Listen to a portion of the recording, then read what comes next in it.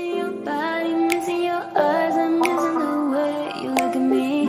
Well, you never love me, you never love me. What do you break my heart in peace?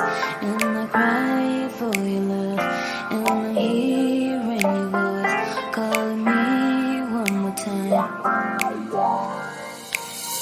I'll never call your phone, baby, oh baby. I will never call.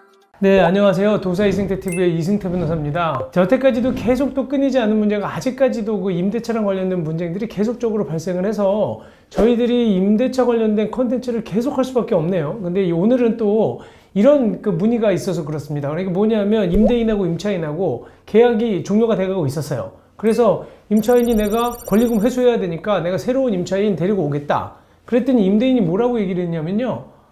당신 말이야, 나랑 쓴 계약서에 원상회복 의무가 있다. 그러니까 원상회복을 해주지 않으면 나는 이거 새로운 임차인하고 계약 못하겠다. 이렇게 한 거예요. 그러다 보니까 이게 잘 생각해 보세요. 임대인 입장에서는 계약서에 원상회복 의무, 시설물을 다 원상회복 해줘야 된다는 의무가 있다는 거예요. 근데 거기다가 음식점을 하고 있었어요. 근데 원상회복을 그런 임대인한테 해줘야 되는 의무가 있는 사람이 이거를 다른 사람한테 권리금을 양도하겠다? 말이 되나? 그런 생각이 드실 겁니다. 그 권리금이라고 하는 거는 사실 뭐냐면 시설 권리금, 그 다음에 또 바닥 권리금 있잖아요. 그 장소가 좋은, 목이 좋아서 받는 권리금, 그 다음에 또 거기에다가 뭐 노하우 등 이런 그 경영적인 어떤 부분하고 관련된 권리금이 있는데 다 합쳐서 통째로 이제 권리금 계약을 새로운 임차인하고 하려고 하는데 임대인이 이 안에 있는 시설물을 철거해라, 원상회복해라. 그러면 그 안에 있던 그 통닭집 같은 거 시설물 다 그러면 철거해서 원상회복해 놓고 새로운 임차인한테 이거 저기 권리금 주세요라고 하면 주겠어요? 이럴 때 어떻게 해야 되냐는 거예요. 누구 말을 들어야 될까요? 그래서 그 판결이 어떻게 나왔는지 여러분들한테 좀 알려드리려고 합니다. 우리 상가임대차보호법 먼저 볼게요.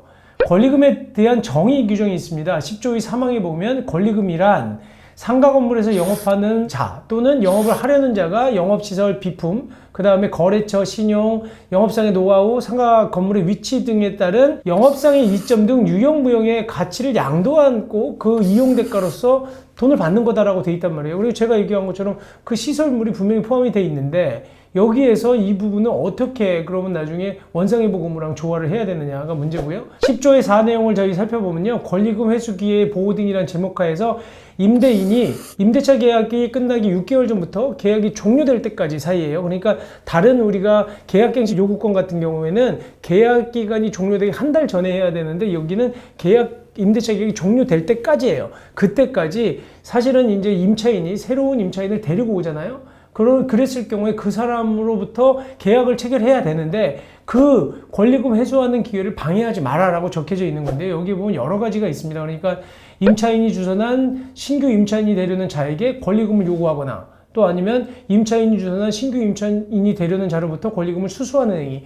임대인은 직접 자기가 새로운 임차인으로부터 권리금 받으면 안 된다는 거예요. 그 다음에 자기가 그 사람한테 권리금 요구해서도 안 되고. 왜냐하면 권리금이라고 하는 거는 실제로 임차인이 새로운 임차인으로부터 받는 거기 때문에 본인이 그렇게 하면 권리금 회수 기회를 방해하는 꼴이 된다는 거거든요. 또 하나는 임차인이 주선한 신규 임차인이 되려는 자로 하여금 임차인에게 권리금을 지급하지 못하게 하는 행위. 이것도 당연히 권리금 회수 기회를 방해하는 거잖아요. 임차인의 권리를 방해하는 거니까 이런 행위 다 안 된다는 겁니다. 그래서 또 하나는 임차인이 주선한 신규 임차인이 되려는 자에게 상가 건물에 관한 조세, 공과금, 또 여러 가지 차임이라든지 보증금, 그 밖에 여러 가지 그 부담들에 대한 것을 비춰봤을 때 너무 높은 금액으로 차임을 올린다거나 그리고 또 하나는 보증금을 올리게 되면 결국은 그것도 새롭게 이제 임차인이 못 들어오게 하는 행위가 되니까 이 경우에도 권리금 회수 기회를 방해하는 거라는 거예요. 그러니까 지금은 만약에 보증금 1,000에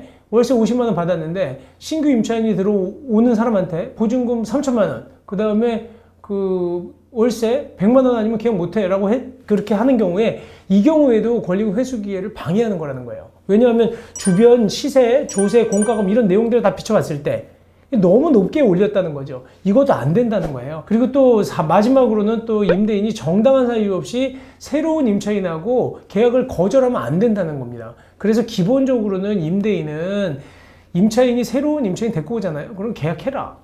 특별한 사정 없으면 이렇게 좀 정해놓은 거라 임대인 입장에서는 굉장히 억울하실 수도 있어요. 근데 이제 여기에서 얘기 드리는 원상회복 의무가 있을 경우에 어떻게 돼야 되느냐. 만약에 지금 법원에서 판결문을 한번 보시면 좀 어떻게 예상하신 거랑 다를지 모르겠는데요. 뭐라고 하고 있냐면요. 임차인이 신규 임차인을 소개했음에도 불구하고 임대인은 상가를 신축할 당시 상태로 원상회복하지 않으면 신규 임차인 주선을 거절하겠다라고 의사표시를 한 경우에 이런 경우에는 결국은 시설 전체를 철거할 것을 요구하는 것으로서 권리금을 부정하는 것과 다르지 않다. 그렇기 때문에 이 경우는 신규 임차인의 주선을 거절하는 행위에 해당하기 때문에 손해배상해라 라는 겁니다. 그러니까 억울할 수도 있죠. 임대인 입장에서는요. 그럼 무조건 그러면 원상회복 의무가 아무리 계약서에 써놔도 소용없네. 무조건 그냥 다 계약을 하라는 건가? 이렇게 좀 답답해 하실 수도 있는데 다른 판결 하나 볼게요. 이것도 수원지방법원에서 난 판결인데요. 마찬가지입니다. 또 하나 살펴보시면 좀 납득이 갈 텐데 임대차 계약상의 그 원상회복 의무랑 그 다음에 또 권리금 회수 방해로 인한 손해배상 의무는 성격을 달리한다. 그렇기 때문에 아무리 그 임대차 계약서에 부동산에 대한 원상회복 의무를 정해놨다고 하더라도 이것만 갖고 권리금 회수 기회를 배제하는 것이라고 볼 수는 없다. 그리고 또 하나는 이렇게 보통 이제 임대차 계약서에 원상회복 의무를 적어 놓을 때는요, 이게 부동문자로 적어 놓거든요. 그렇게 지금 부동문자로 적어 놓은 취지에 비춰 보면 사실은 이거를 갖다가 이용해서 권리금 회수 기회를 부여하지 않으면 결국은 그 권리금 회수 기회를 부여하겠다고 한 법은 취지가 사라진다. 그렇기 때문에 무조건 이거는 원상회복 의무를 이유로 해서 계약 거절할 수 없다. 그러니까 또 이런 주장을 한 거예요, 임대인이.